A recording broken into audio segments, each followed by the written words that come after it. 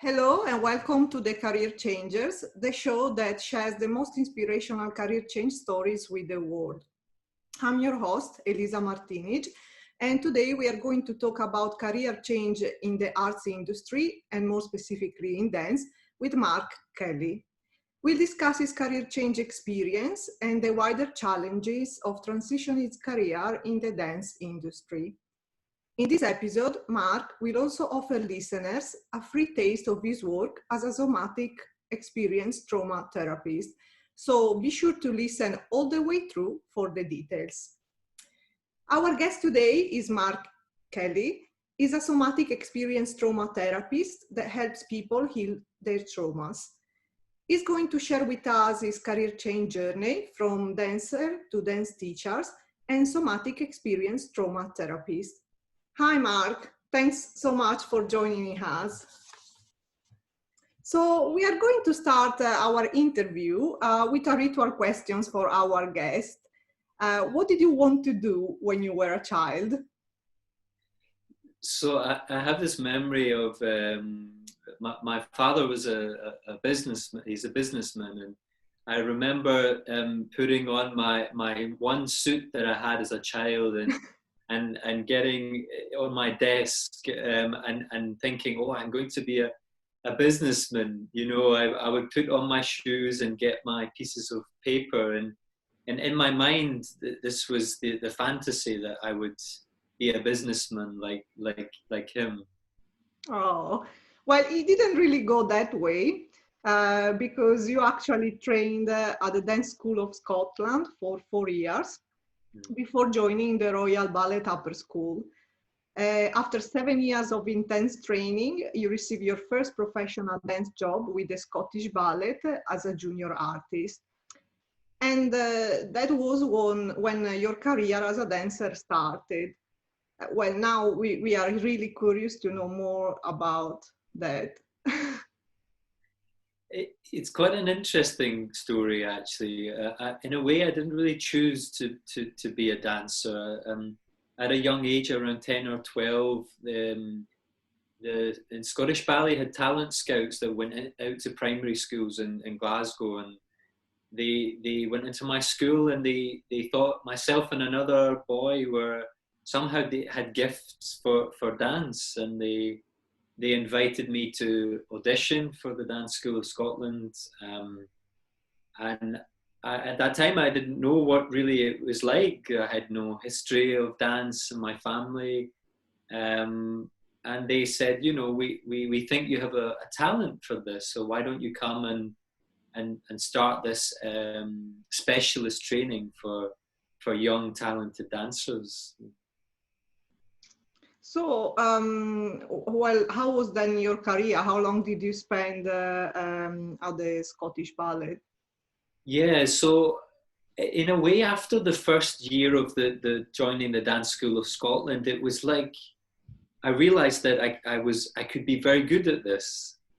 So, you know, in a way, fast forward the 4 years of training at the Dance School of Scotland, and then I realized that in order to continue my training, I had to go to London and seek, you know, more specialist training. So I received a place at the English National Ballet School and the Royal Ballet School. And I chose the Royal Ballet School and spent 3 years of very intense training there. And then found my way back to Scotland. I went for an audition to Scottish Ballet. I remember the first day they said, oh, you know, we really like you, but we don't have any places. And I had arranged to spend 2 or 3 days with the company. So I go back the next day, I do class, and then they say to me, oh, in fact, we have managed to find a place for you. Do you want to join the company? So that was quite an exciting moment, you know, from the age of 12 years old all the way through to around, I was probably 18 then, to then get that position is like, well, actually, it's more real now in a way. So what are the best or worst memories that you have about that time? Well, I suppose when I joined Scottish Ballet, I realized that I was maybe technically gifted and I had a good technique, but I realized that I wasn't necessarily very confident or I wasn't an artist yet. So it was a process of maturing as a dancer, as an artist, and really realizing that it takes time to master something. It doesn't just happen overnight. So I suppose the realization of that the journey never stops. You know, I wasn't going to join the company and then that was it. I was going to have to continue to apply myself, to grow, to make mistakes, to learn. So it's really an up and down process in a way. How did you find life as a dancer? Because you were very young, and of course, it's a career that requires lots of sacrifice. Yeah, I mean, it's an exciting job, and you meet wonderful people, and you get to tour the world. But it's hard graft, you know. Every day you work, and you have to sometimes push through exhaustion. You have to sacrifice perhaps other things in your life, like a social life. Maybe when you're touring, you don't have the same time. But the company environment becomes like an extended family. You know, you get to see these people at their best, at their worst. You work intimately with people closely. You know, the studio is a place to learn and to grow. And it's never a dull moment really as a dancer, to be honest. So after many years at the Scottish Ballet, you then joined the Rambert Dance Company, that is one of the most famous contemporary dance company in the world. How did you get this new opportunity, and what was the catalyst for change? In a way, there's a kind of correlation between the random things appearing as a dancer. So I didn't choose to be a dancer, but then it came to me. And I got my job at Scottish Ballet very easily. So when I was in the company, this must have been 9 years or so before I left, I felt like I had reached and learned everything that I could learn in that environment. And I think I was looking on the computers in the common room in Scottish Ballet and saw that Rambert Dance Company were looking for dancers, for male dancers. So I put my CV forward. I think I might have sent some sort of video. And it so happens that Mark Baldwin, the artistic director, had already seen me dance in London. So they invited me to come to Chiswick in West London, the old Rambert Dance Company building, to take a ballet class. And I went, I took the ballet class, and at the end of the class, he said, you know, when can you start? Well, so that was quite exciting. Yeah, exactly. Sounds exciting. And well, I imagine you had the opportunity to tour the world and to visit different countries. How was that experience? What was the impact on your way to see the world? Did you find a new inspiration, new way to look at things? I think the most exciting tours were to China.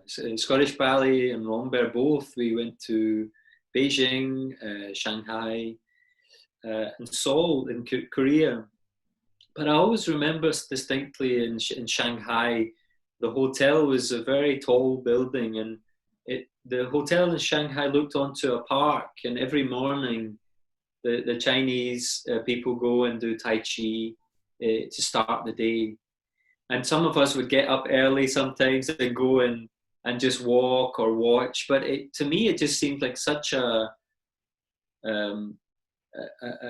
see older people still moving. You know, this was mostly people in their 50s and above, and moving with such elegance and grace. And the experience of all the different foods in Asia, and they love British people to come and to practice their English, and I always felt very welcome in China. They embraced, I think, the different cultures, you know.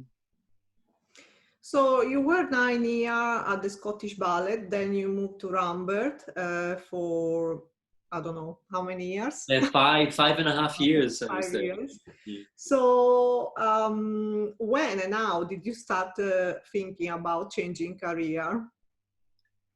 Yeah, so when I joined Rambert Dance Company, it was very exciting. It was like becoming a student again. You know, I had to learn new repertoire, learn different techniques.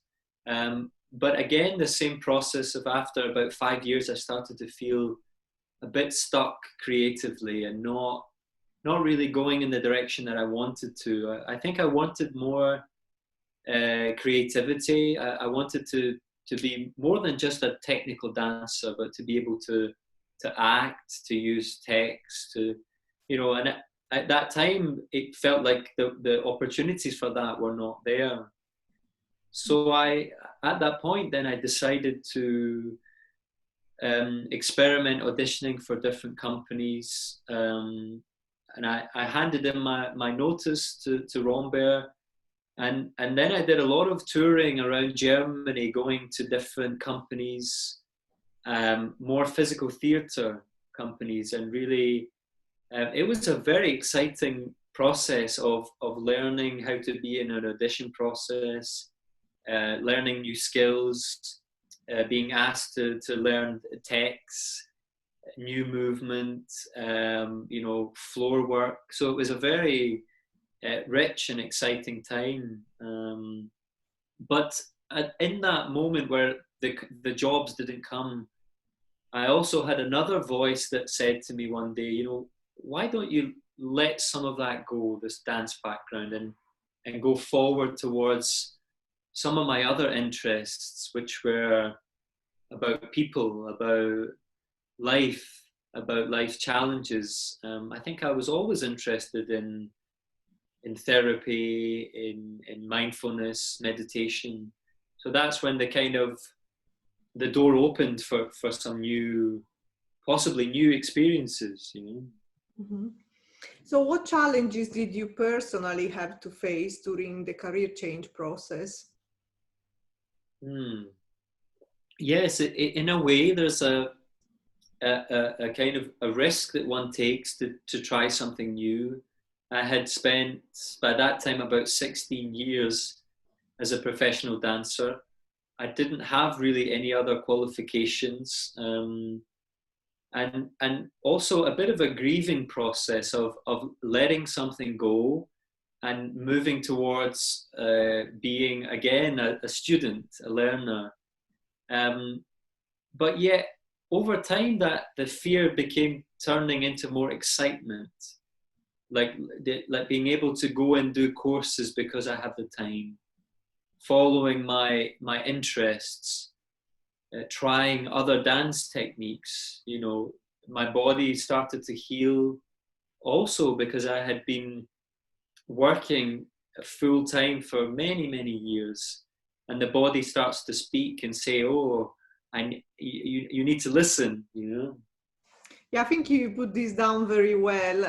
When we become experienced at something, I think it's quite difficult to let it go, especially because there is this idea that we need to progress.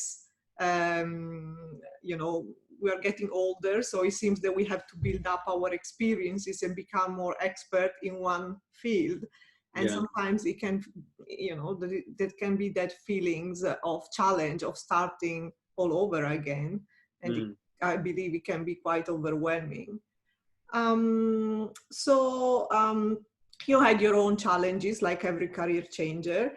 And if we look specifically at the dance industry, do you think generally dancers are well equipped or supported to change their career? Well, the one resource that I think has been so important for me was Dancers Career Development, which are a charity which support dancers to transition to other careers at different points. It might be through choice, it might be through physical injury. So they offer coaching, they offer financial grants for dancers to retrain.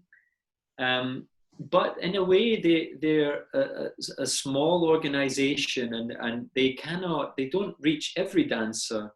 They are supported by the main companies in the UK. So Rambert Dance Company, Royal Ballet, English National Ballet, Northern put into these funds to support the dancers. But also on the other side of it, that there's many freelance artists, the dancers who work in musical theatre. So it's a very specific transition for a dancer to retrain compared to maybe another career. There are similarities, but a dancer tends to be perhaps at that point where they decide to retrain, they might not have different qualifications.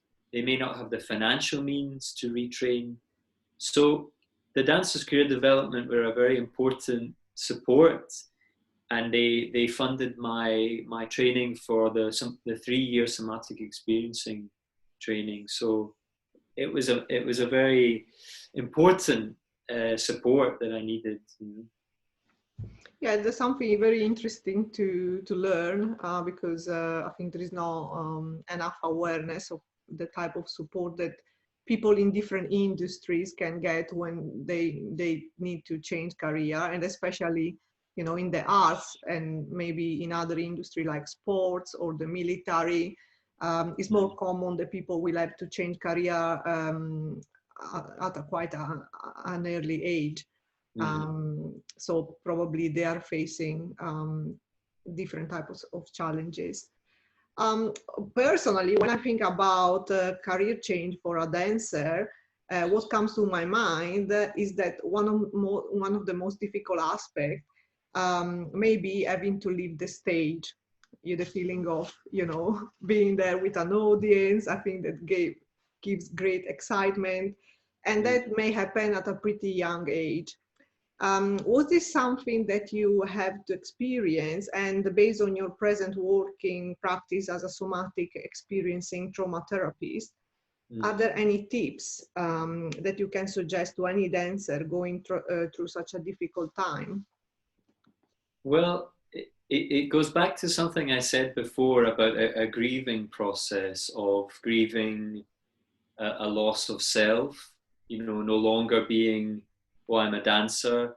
As you mentioned, the loss of the euphoria, excitement of performing, a loss of connection with a community. You know, if you join a dance company, you're with people.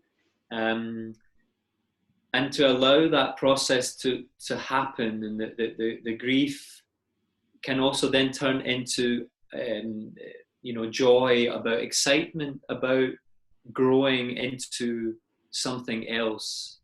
So there's a bit like the kind of the butterfly, and the process of growing is painful sometimes. But I think for dancers specifically, in that process, to allow themselves to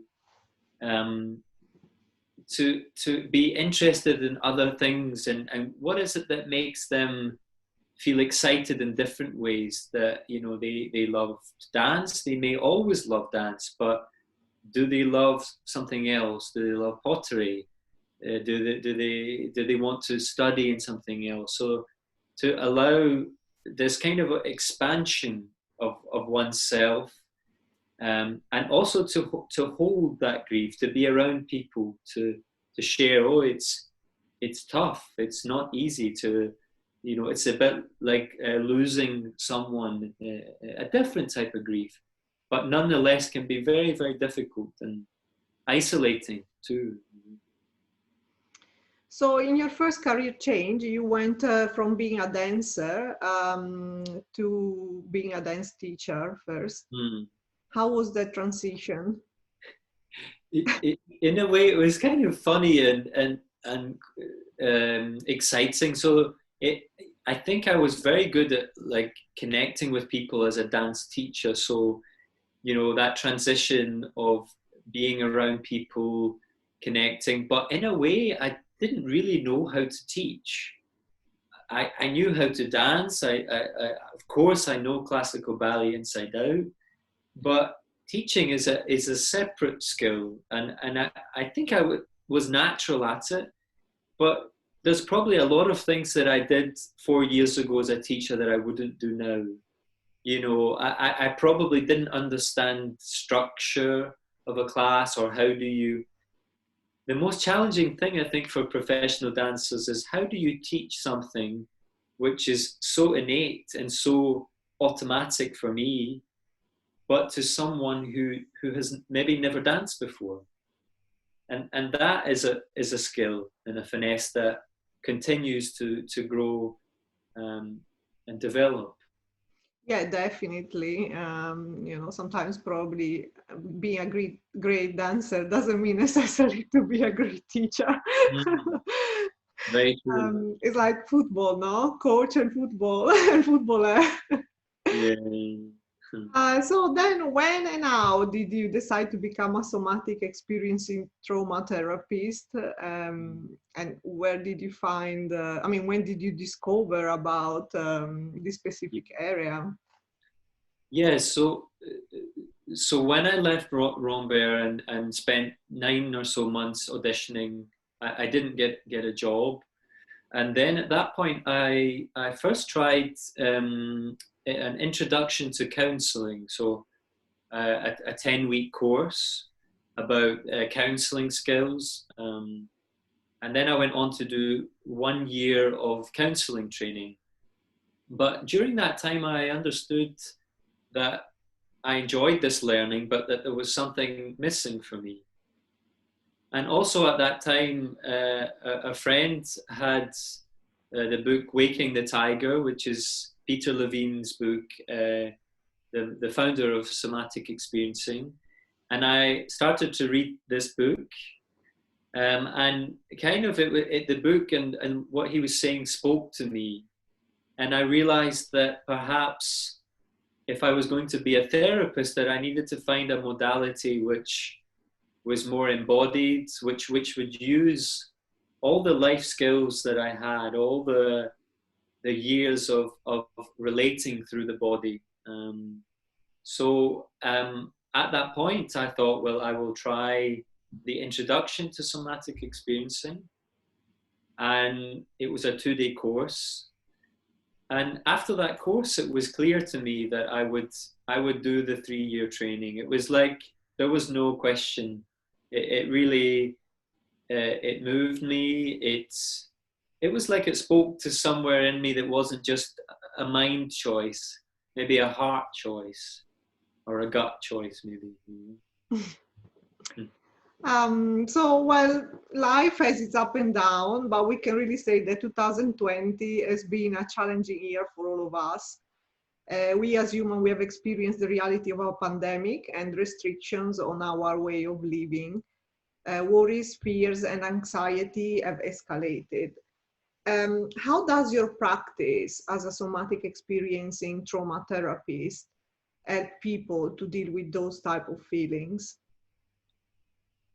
Yeah, we as you said, we're living in really challenging times and experiences that we've never had in these current times. And some of the work that I've done with clients in these times is to help them come down from high levels of anxiety through just noticing maybe relative things of safety, or really taking things moment by moment and slowing things down. So sometimes when we project forward into life and worry, we kind of lose track of what's happening in the present moment. And sometimes also for many people there's loss, there's grief, and there's no modalities that fix this. This is a process of time. And I would say that my part is often to be with someone, sometimes to just listen and to acknowledge their pain, or to acknowledge, but also to help them to access resources and strength that they have. I'm not giving it to them. They I believe each person has the ability to move through challenges, but sometimes we just need someone to walk with us for some time. So, have you personally been affected in any way, I mean, professionally, by COVID-19 during this year?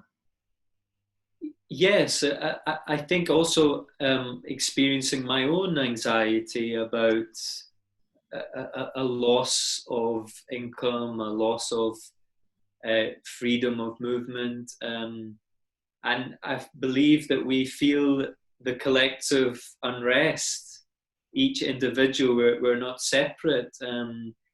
And my practice was coming together nicely before COVID, and then it saw a sharp decline.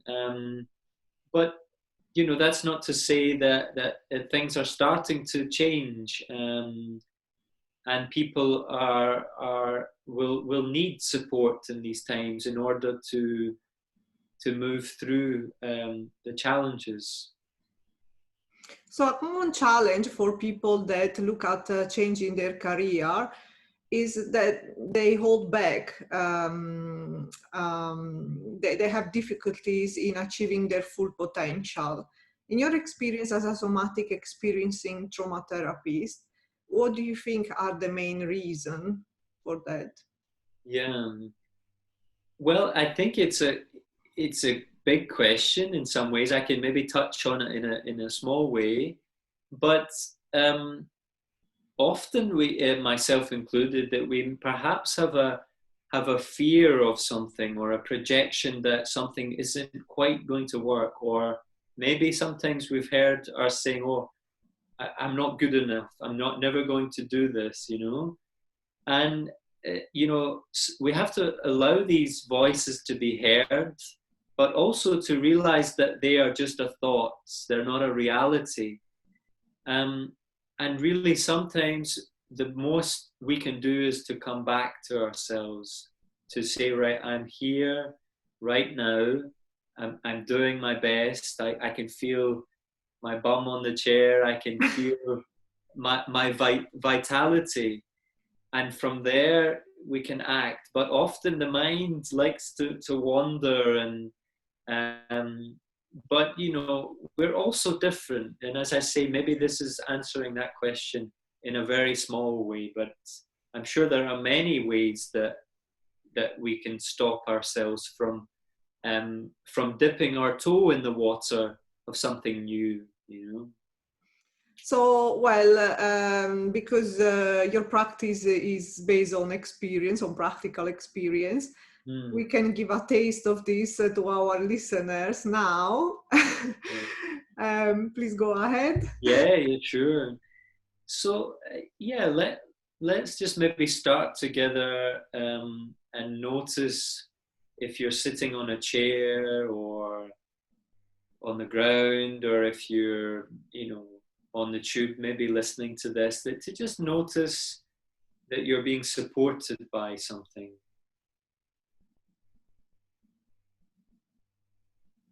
You might notice the clothes on your skin.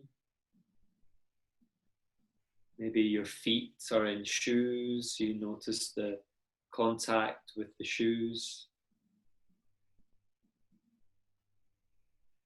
And, what is it like to arrive, just to kind of, for a few moments, just notice weight, to really let gravity move through us in some way.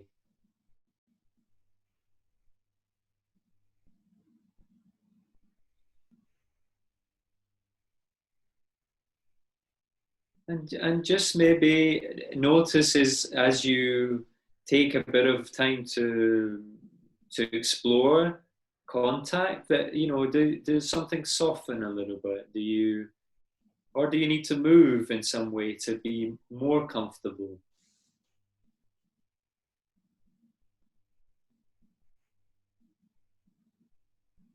And maybe a little image that I could give you is like, what would it be like if we could let the muscles to rest on the bones. So we don't have to hold up anything. We can let the muscles relax onto the bone.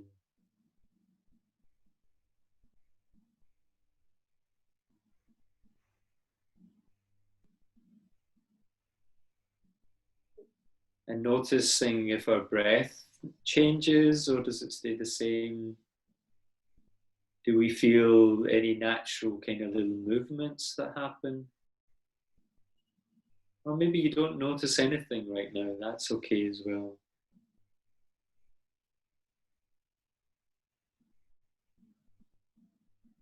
So the one last thing we can explore very briefly is if you just allow your head to move and your eyes to roam wherever you are, to just look with curiosity. You know, what do you see in your environment? Is there a light?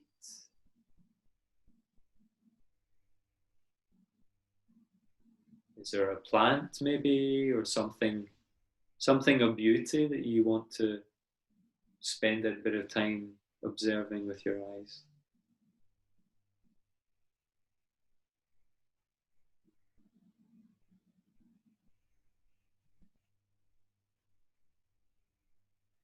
Might be like the curiosity of a child when they look at nature or when they look in a room and they want to discover things.